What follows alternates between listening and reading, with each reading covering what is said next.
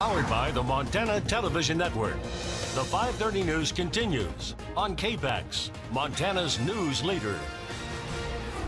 The man accused of running a car into a crowd of counter-protesters in Charlottesville, Virginia Saturday makes his first court appearance today. And today, President Donald Trump condemned white supremacists after being criticized for not doing so this weekend. Weijia Zhang has more details from the White House.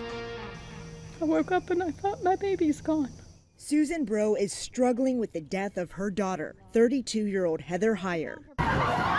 Heyer died when this car accelerated into a crowd of counter-protesters demonstrating against white supremacists in Charlottesville, Virginia, Saturday. I'm extremely proud that she stood for what she believed in, that she not only gave mouth to it, but she gave heart to it, she gave soul to it, and now she's given her life to it. 20-year-old Alex Fields Jr. was arraigned on second-degree murder charges and denied bail. Police records show Fields was previously accused of beating his mother and threatening her with a knife. Outside the courthouse, white supremacist supporters blamed the police. The police department did absolutely nothing to enforce a legal permit. We defended ourselves. Charlottesville Police Chief Al Thomas says his force did the best they could, but he was saddened about the final outcome. I certainly have regrets. We lost 3 lives this weekend, a local citizen and 2 fellow officers. President Trump was harshly criticized for failing to condemn white supremacist groups by name when he addressed the attack on Saturday.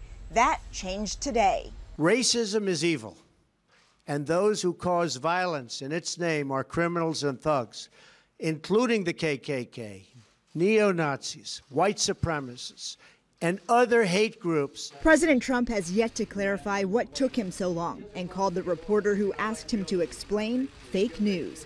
Weijia Zhang, CBS News, the White House. One of the victims from Saturday's crash was discharged, leaving 9 other people still hospitalized, but doctors say they are all in good condition. Meanwhile, a well-known white supremacist and neo-Nazi website needs to find another domain name provider after GoDaddy gave it the boot following a derogatory story about the woman killed at the Virginia rally. You may remember hearing about the Daily Stormer last year. We've reported on it before when a Whitefish woman was the target of what she called a harassment campaign against her and her family. It's the same site that promised an armed march through Whitefish last winter. Now the site, which calls it the world's most genocidal Republican website, has an uncertain future.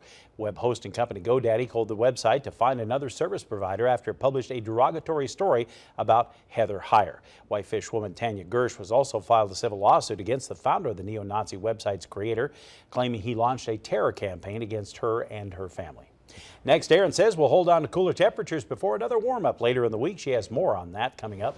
And we'll take a closer look at this tropical storm strengthening on its trek north. Much more still ahead here on KPAX.